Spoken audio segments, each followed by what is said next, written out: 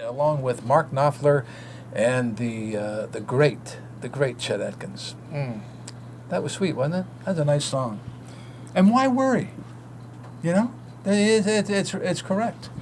Well, what a pleasure it is right now to introduce my first guest tonight. He has been doing great things in the San Joaquin Valley for a long, long time, even though he's still a young guy. Dr. Murad Sunalp. I wouldn't say young, but yeah, long time. Yes, a long time. You're Yes, still long a time. young fella, but you've been here a while. And how Yeah. many? And this we're going to be talking about LASIK surgery and how all that works and stuff. But how long have you been doing this?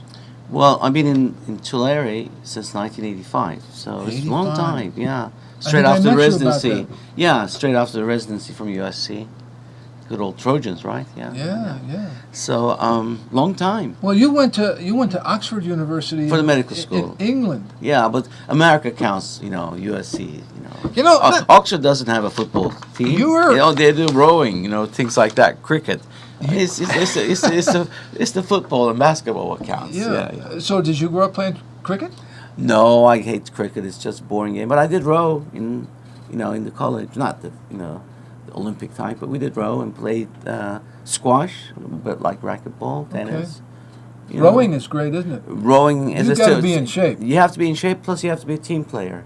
I mean, you can't sort of row out of order. Yeah.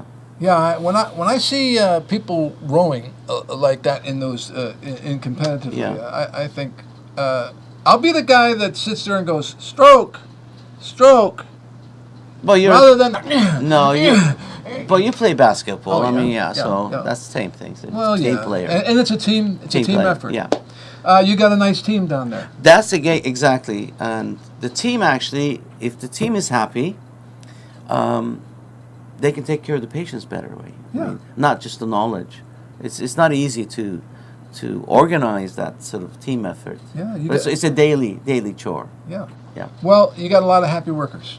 Yeah. And that's because you're a nice guy.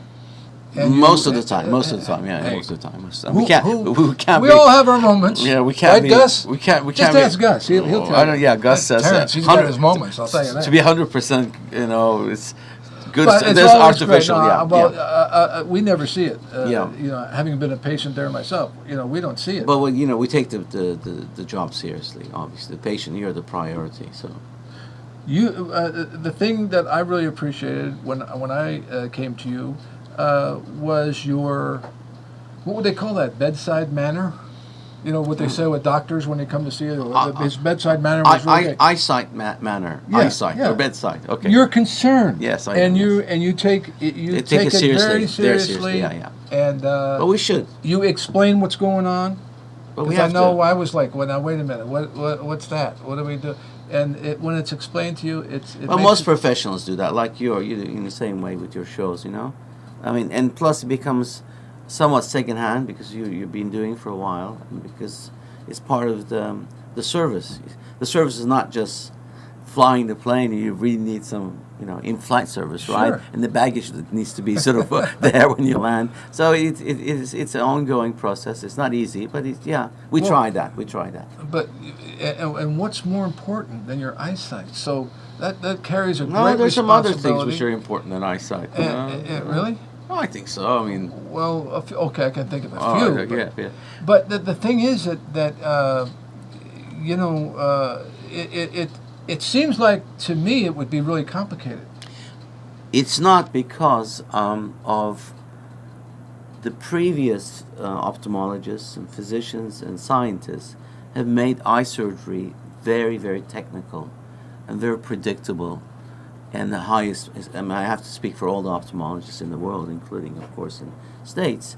It's the highest satisfaction rate for surgery like cataract and LASIK, and the highest success rate of any surgery. So, in some ways, we're lucky because we're using the ongoing improvements in technology, which other specialities are gradually catching up. And one reason is the organs are accessible, and there's no blood vessels involved to go through bleeding and other problems. It's an optical. So we use a lot of physics and optics to do the surgery. Yeah, and you're It's just the specialities, advantage really. And the equipment is And unbelievable. the equipment is constantly improving, and sometimes actually the equipment is so advanced and so expensive, and we can't apply it because of either FDA restrictions, because we have issues in, they haven't permitted new equipment to come to U.S., or cost. Medicare or Blue Shield and insurance companies will not pay for it. So actually, the advancement is overtaken the both the insurance and FDA legal requirements. So it's Sure. really advanced, really advanced. Well, I know I was kidding before, but seriously, your educational background is extensive, and yet, even though you have all these degrees and this and that you've done at these great universities and medical schools and ophthalmology and all that, the yeah. thing is that it's always still changing. You still have Yeah, to check it out, right? we constantly have to add the new improvements which are permitted by, our governmental entities. Like now we're using a glue, synthetic glue to close the cataract wound. Oh wow! We're going dropless, so we're actually putting the medications inside the eye at the end of the surgery, so patients don't have to use drops. 50% of the drops are not used by patients. Or mistaken. They use the wrong ones. Mm-hmm. So those sort of not only quality improvement, also improvements for the patient's ease of going after the surgery. Yes. You must get. I know. I was one, but people nervous coming in there saying, "Hey, man, be careful. These are my eyes," Of And course. so, what are the different types of problems that people have that lead to coming to you? Of course, the most common thing is glasses. Being nearsighted or farsighted or Okay. astigmatism, and that's one reason. But usually that is taken care of by the optometrists, who are excellent in our area. We have one I have an optometrist working in. But from the point of view of surgical, because I'm a surgeon, the surgical needs are LASIK, not to wear contact lenses or glasses. Not everybody's a candidate, but most people are. Cataracts, we have an aging population, especially the baby boomers are reaching that point. So that's really improved with the cataracts. Oh, it's improved tremendously. I mean, implants. Now the issue is not that cataract surgery is going to do. You're going to do great. What do you choose? What implant do you put into the eye? I mean, that's what the choice is. We also have, unfortunately, an epidemic of diabetes, really. And that's treatable now with not only lasers, by injections. Of course, the patient has to, take care of their diabetes. Glaucoma is a sort of a silent disease. You don't know that you have glaucoma unless your eye pressures are checked, or you have a family disposition that you would be aware of.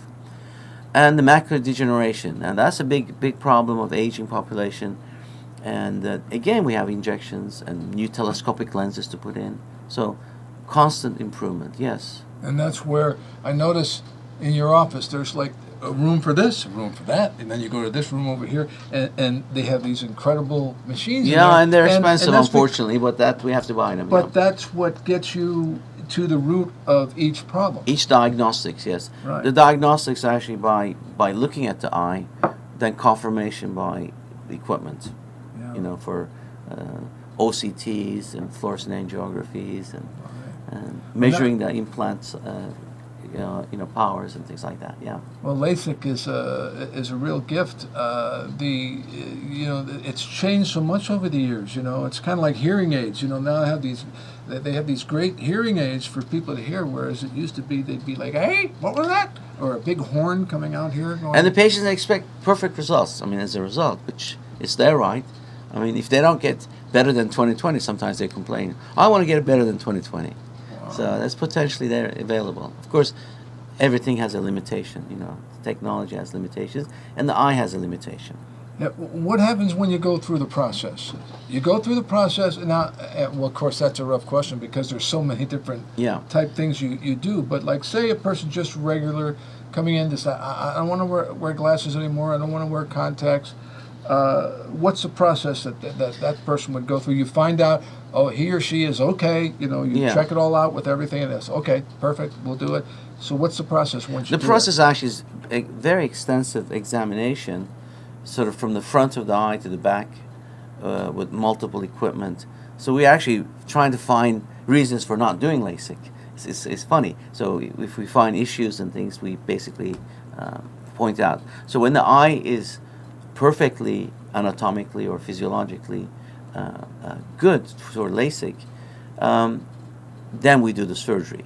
How many people out of 10 are good? 9. Okay. One of the biggest problems is the keratoconus. Is the cornea is thin and it's distorted. We can't do the LASIK or the laser surface. But now that's treatable. But if we're waiting for FDA to pass that collagen cross-linking, so we're using B12 drops to solidify the cornea to do the surface laser. That's going to be coming in. Invented in Switzerland and Europe. It takes time for the. I'm not criticizing FDA, so I don't want the federal government after me, but they take their sweet time to approve these procedures. Rightly or wrongly, I don't know. Maybe at this stage for ophthalmology, they've taken too long. But so I would say 90%, because some of it's keratoconus. Sometimes we find other problems like a cataract or a macular problem that And we then can. when that happens, you tell them, no, you Well, you can't do really it. need glasses. Why waste money? I mean, Yeah. or we have to treat the other, an entity and the disease. Yeah. So, but it's one of those like cataract surgeries, the LASIK. I would say like 95%, customer satisfaction, and maybe 1% or less complication rate, which most of them can be actually And you- fixed as well. Yeah, you just go fix yeah. it. So it's not like like knee surgeries, or for example. I'm not criticizing orthopedic surgeons, but it's pretty hard to have 100% satisfaction with knee yeah. surgeries. Yeah. So we're lucky in ophthalmology, thanks to our predecessors and some gurus and geniuses, that we are at the Well, cutting over edge. 90%. That's pretty great. Yeah. And I play basketball, and I shoot over 90% of my free throws I make. That's impressive. No, but it's not the truth. No? I know a lot of Oh, people no, who play basketball be, oh, listen to that. But no, but that's safe. So you get it all. You get all your ducks in a row, and then you go in. Then we and get then people are surprised at how easy it all is. I mean, it's not like major surgery like Yeah. it probably was at one time. I think the two issues with the patients worry about is, one, fear, because their eyes being operated, Yeah. and then also the finance, because it's not covered by insurance.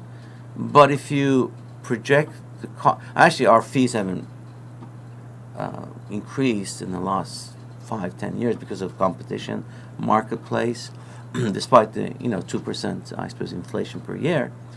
But let's say it's $5,000 for both eyes. If you project that $5,000 for the next 20 years, it really is nothing.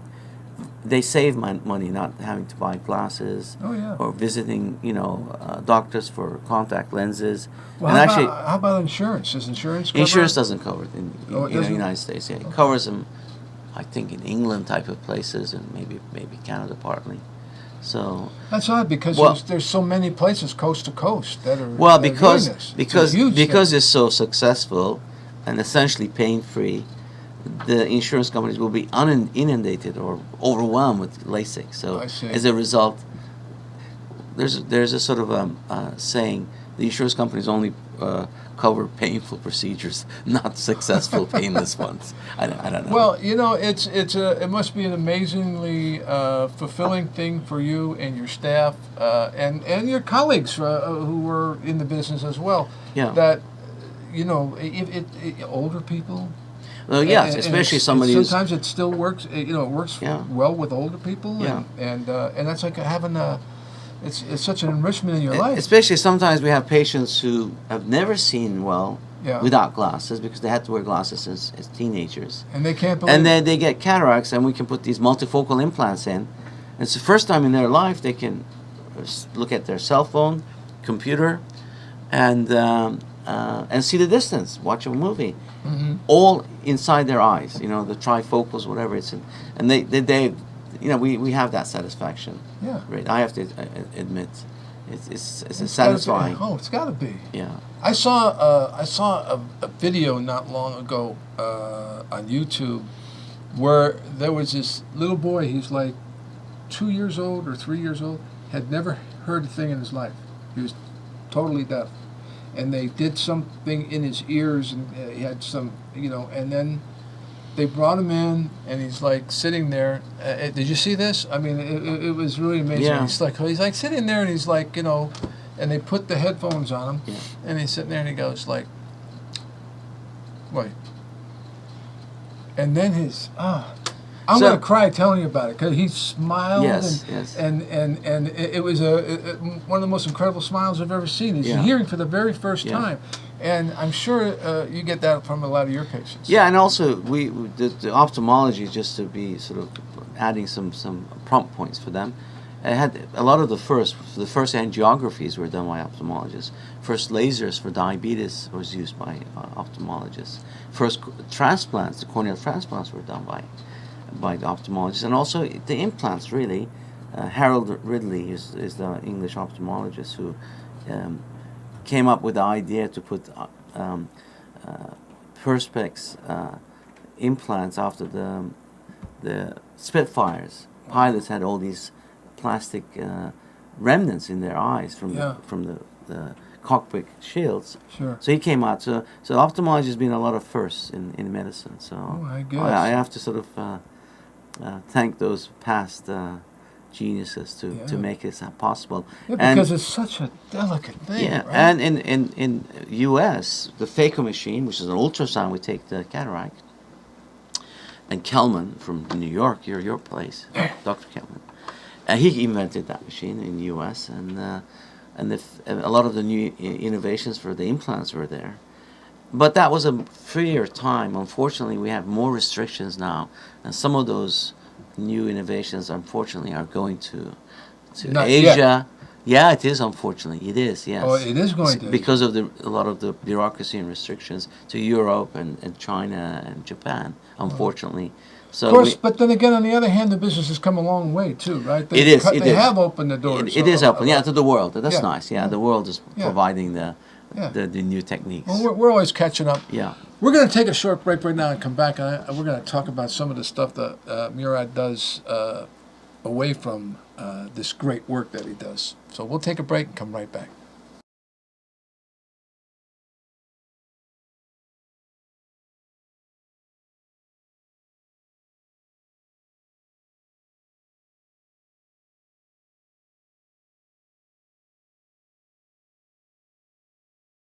Hi everybody, we are back, and thank you, Jacob Dillon. He's in our band now. Good job. Did you recognize that song? Yes, I did. Yes, yeah. One Perfect. Headlight. Yeah. You do some great things besides the great things that you do. But I mean, I was really impressed with the story. I read in the paper about you going over and you go on like these kind of missions to either teach or to help people Introduce, that yeah. don't have, who have serious eye problems. Yeah, I used to do more when I was younger, so it's a little harder to go now because the practice is busy as well. Yes, we went to Azores, for example, before Portugal joined the European Union. And we have a lot of Portuguese patients in our area, dairy industry, and we actually built up or added new equipment to do cataract surgery in Terceira. So it was good. We bought the equipment, we took it there, did the surgery, and donated it. And these are buddies of yours who. Dr. Gareth Smith was an optometrist buddy of mine. He's also Portuguese. So we went with him. So we but now, of course, Germany supplies all the money to Europe, so they don't need that. They don't need that much help from really? U.S. So we went to Baja, Cabo, and we did the same thing. We did the first cataract surgeries there. That's got to be a good feeling. It is a good feeling, yeah, because you're leaving something for the local physicians to continue on rather than just going and doing the surgery. Yeah. So we done those issues. Went to Bosnia after the war. Did the same thing there. Is that scary? It is scary, yes, because Because now you're looking at injuries that they get from. Well, not only that, just the whole city was in Sarajevo was just destroyed by the civil war. It's sad, really. It's a lot of courage to do something like that. Yeah, but it was post. You were protected. Yeah, we were protected. As a year. Yes, it is. It was scary. And I also almost got killed there. Wow. Because they have trams running with no horns on the streets. So we were looking at the Holiday Inn, which was attacked, a lot. I was just looking at it. I was just a split second. All of a sudden, I was lucky because the tram is just running down. So I mean, it's not just the war. Sometimes on unusual occasions you have to watch out. But like Africa with Ebola virus, right, and things like that. It's scary when you go to unknown entities, and be prepared, I suppose. What makes you such a world traveler? Interested in so many different things. Where'd you get the idea you wanted to be? Because I was a kid and came to El Paso with my dad. My dad was in the military. El Paso, Texas? Texas. He was military general. He was general. So as a kid, a 5-year-old, I saw America, and that's why I ended up in America. Not stayed in Europe.